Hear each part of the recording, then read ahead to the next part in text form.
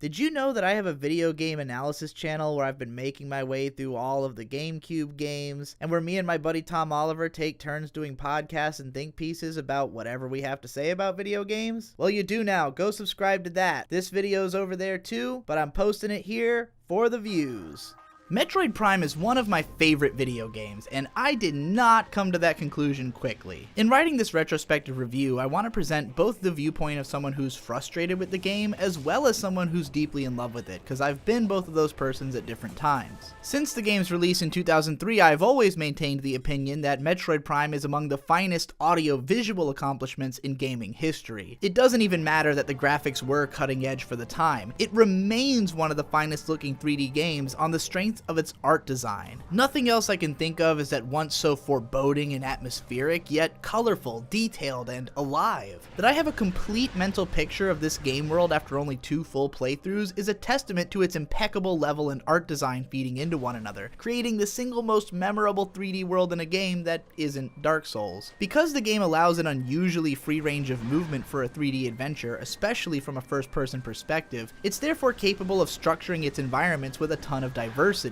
It also makes a point to involve multiple traversal styles in many of the same spaces. Many of the rooms contain secret challenges which can't be completed on the first pass, as you won't yet have the necessary power-ups to engage them, leading to the backtracking for which Metroid games are infamous. However, little of this backtracking is completely necessary, and if you learn your way around the map, then it won't take up that much of your time. Which brings me to the sort of thesis of this analysis, that the Metroid Prime experience changes dramatically between subsequent playthroughs. For nearly 16 years, I had regarded Metroid Prime as demotivationally frustrating.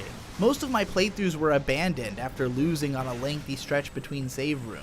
In particular, the phase on Mind's Descent, which comes about 2/3 of the way in, seemed like an unfairly overlong gauntlet, stuffed with difficult enemy encounters and multiple mini-bosses in the way of a checkpoint. This was obviously a deliberate skill check, especially considering how the game teases you with this easy but nerve-wracking maze puzzle just before unlocking the save room, knowing that you're likely to be at low health by the time you make it here. Suffice it to say, the game is quite difficult for a first-time player. When I finally powered through it, I spent hours on the final boss, growing insane with anger as I somehow kept getting worse at the lengthy platforming segment leading up to it, and fuming with losses that came towards the end of the nearly 20-minute battle. Part of me wanted to give up then and there, but another part kept realizing different things that I could try after each attempt, and was slowly but surely making it further and further into the battle. This is the trick to Metroid Prime. It's difficult but doable. Most of the struggle is not reflexive but knowledge-based. You may find yourself frustrated, for instance, that it's difficult to dodge enemy fire effectively in a protracted closed quarters shootout, but the reality is that if your shootouts are protracted, then you're not quite playing right. When fighting space pirates, you should almost exclusively be using charged shots with whichever beam is most effective.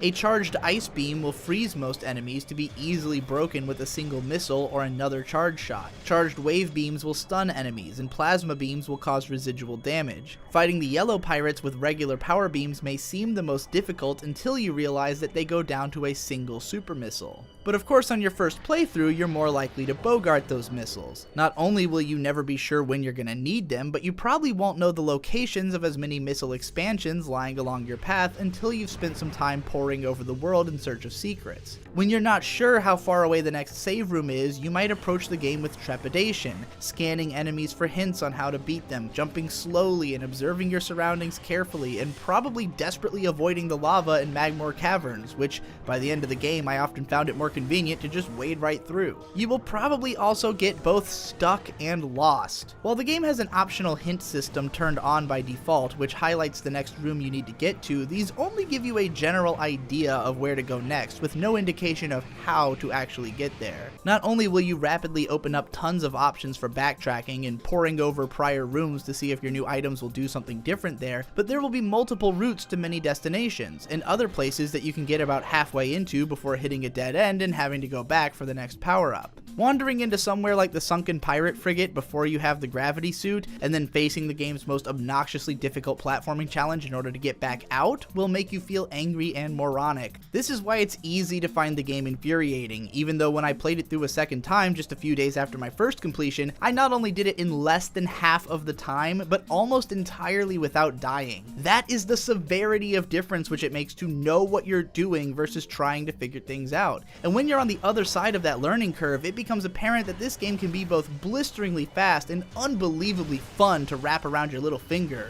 One of the complaints I hear from first-time players is that you're tasked to backtrack through the entire game world at the very end to find 13 Chozo artifacts hidden in some pretty esoteric locations. However, you don't actually have to wait until the end of the game to start acquiring these. In fact, depending on your curiosity and willingness to explore, you're likely to naturally pick up a few of them along your way. At the end of the game, you can scan a bunch of statues which outright tell you the exact rooms in which they're located. A lot of them do require you to come back to previous areas with later weapons, but if you actually know where all of them are, then you can much more easily plan out the perfect points at which to take little tangents from the main game to go collect them based on where you happen to be nearby. Here is where Metroid Prime's phenomenal map system comes into play. This fully manipulatable 3D map provides a literal polygonal mock-up of each room and even gives it a name so you can better keep track of where you've been. Getting from one side of the world to another can seem like an unwieldy pain in the ass since there's no central hub that takes you to each world, but instead a complex system of elevators strewn throughout. And it takes a lot of time spent staring at this map and knowing what's in each room to be able to plot the perfect course from one place to another. But the longer you spend with it, the more you'll realize that the layout is utter genius. If and when you get to a point where you're trying to beat this game as fast as possible, learning the perfect route from one point to another will be something like a revelation. And if you're trying a speed run, then factoring in artifacts or even items on a 100% run will turn solving the map into another game in and of itself. All the while, you'll be figuring out the fastest mode of travel for each individual room, what with your manageable jumping arc moving faster than your already quick running speed, and the morph ball even faster than that. Once you go completely insane, you'll realize that the random pipes and protrusions can be used to avoid even needing the spider ball power-up, that it's pretty easy to jump sideways forever, and that the game can be totally and ridiculously broken in plenty of technical ways. Even without breaking the game though, the amount of options it leaves to players are consistently admirable. Technically, you don't have to pick up any energy tanks or missile expansions, but if you decide to collect as much as possible, you can become overpowered pretty quickly. Likewise, if you choose to engage with it as little as possible, then the narrative is almost less existent than most NES games. Story cutscenes are rare and without dialogue nor almost any characters. Most of the unskippable cutscenes are just masks for loading screens or to indicate small changes in the environment. However, this isn't to say that the narrative doesn't exist. Get out your scan visor and you can read heaps and heaps of lore, not only explaining the history of the planet and what's been happening here lately leading up to the current events of the game, but also studying its flora and fauna and learning how they've adapted to the planet's harsh environment.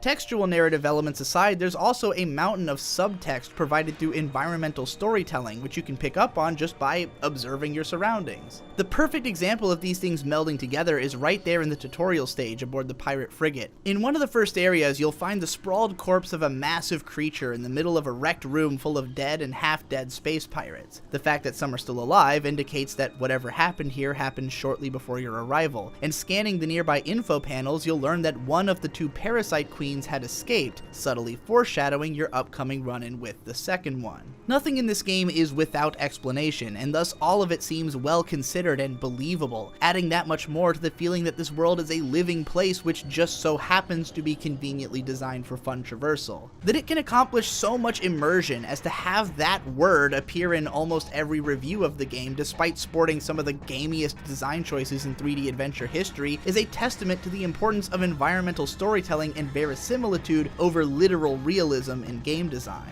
It is for this reason that aspects such as the infrequent checkpoints are so integral to the experience, and why the game couldn't have worked so well had it been just a little more forgiving to first-time players. The panic induced by watching your visor's toxic proximity warning shoot up, and then seeing Samus's shocked expression flashed back at her when it gets covered in fog for the briefest of moments, or the sheer terror of a she-goth rushing at you when you're lost and low on health, or dodging a Magmore's fire breath before you realize how easy they actually are to kill, will have your blood pumping and hair standing. Falling off of platforms for the 18th time may start to get under your skin, but as you groove along to one of the greatest soundtracks in video game history and finally fight your way to the top of that vertical shaft, the sense of victory is palpable. By the end of my first playthrough, I had made a short list of complaints. One fix I had in mind was the inclusion of a quick turn, because all too often I'd found myself falling off of a platform, then desperately trying to jump backwards onto it again because this would be faster than turning all the way around, only to then overshoot the platform on the way back. While every button on the GameCube controller is used constantly in this game, there's no real need to hold down L or R and press X at the same time, so this could have been the configuration for a quick turn, but that move also would have been disorienting and bad for use in combat, likely having caused certain players to overuse it to their detriment. Once I had played through certain platforming challenges multiple times, I realized that it's not so much about judging distance with your eyes as it is memorizing the length of time to hold down the jump button and turning as quickly as possible to make the next jump. Rooms which had initially given me trouble gave way to muscle memory, and suddenly most of these challenges were exciting to make seem effortless. That's the nature of Metroid Prime in general. It gives you a hell of a lot of tools to mess around with and keeps introducing new ones throughout the game while tasking you to find the best use for each of those things in different situations. As long as you're constantly remembering that you have a scan and thermal visor, that your wave beam can power up certain devices, or your ice beam can freeze things in place, or your plasma beam can melt ice, or your power bombs can knock down walls, then you'll always be equipped to figure out how to progress. If you forget these things, you'll run around like an idiot until you remember,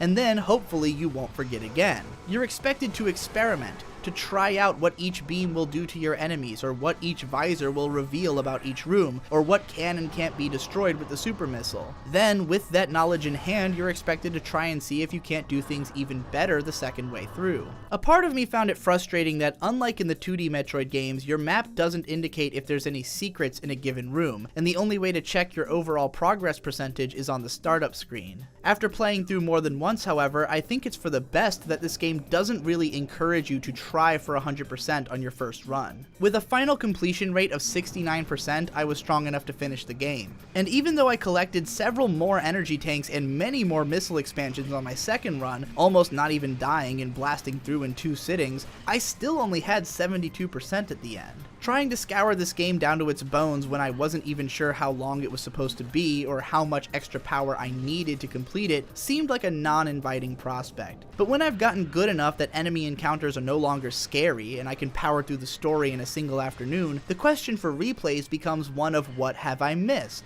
And at this point, finding something new in this world that I already feel like I know so well is downright mind-blowing. Some of the scripted sequences which play out in familiar locations when you're going back to collect the artifacts give an excellent taste of how much more there is to parts of the environment that you might completely gloss over the first time. And the feeling of seeing a suspicious protrusion in a room's map geography and then scouring the room to figure out how to access it, leading to some elaborate spider-ball track all of a sudden, is immensely satisfying. As a first-person adventure game, Metroid Prime is practically in a category entirely of its own. It's a shame that many people will likely be turned off from this game just because of its unconventional controls, even though the game is built around them. It doesn't matter that there isn't freeform aiming and movement at the same time when enemy encounters are focused on crowd control and dodging projectiles, which the L targeting system is perfect for. Platforming and fighting enemies at the same time would have been an absolute nightmare with a twin-stick setup, and while I appreciate why some players prefer the Wii version's free aiming capabilities, I personally find it incredibly awkward to turn by aiming the pointer at the side of the screen, and I think it changes the whole game feel, but your mileage will vary. I am not ordinarily the type of player who makes multiple passes through a game. Most games involve a lot of repetition and filler, moments which exist only to either elongate the campaign or to shake it up in some way so it feels more like a complete experience. Usually these shakeups do not result in the game being more fun. I can't stand scripted sequences which have nothing to do with the core appeal of a game, nor repetitive encounters which require the exact same level of thought and consideration every time. I would prefer to play a game which is tight and concise, pushing its mechanics as far as it can by creating every possible permutation of challenge which they allow for. Metroid Prime will not task you to do the exact same thing more than a couple of times. Most of its rooms are distinct, and even if you have to fight the same types of enemies again, they will be in different configurations, or the environment will have changed the optimal strategy for dealing with them. Even if you're just making a quick run from one side of the map to the other between places you've already been, the game will frequently change the enemy arrangement of each room depending on how much progress you've made, and you'll constantly be switching visors and beams on the fly in order to tackle each unique challenge without slowing down, or seamlessly gliding in and out of the gorgeous morph ball to crawl along spider tracks. Everything you do in this game feels incredible, and you're constantly doing slightly different things, even in the process of hauling ass and casually wrecking everything in your path. Much like Dark Souls, which I also love because of how you can go from a slow and lengthy first playthrough to banging the game out in an afternoon while backflipping in a loincloth, it's a game which gets more and more fun the more of it you play, and which eventually carries the warm feeling of revisiting a familiar and fascinating world in which you can exert a greater and greater amount of will with a powerfully satisfying traversal and combat loop. While I can't say that Metroid Prime has the level of replay value that Dark Souls does, given there isn't a huge wealth of choices to be made about what order to play it in or which weapons to use and when, it does have a few legs up on that game. For one, an untouchable soundtrack which plays more consistently and adds even more atmosphere, and also much more freedom of movement, which allows for the level layouts to involve more variety. Not to compare apples to oranges too much here, but in spite of the very different gameplay styles, I do think these games are two of a kind in creating the most deeply engaging 3D worlds I've ever adventured through.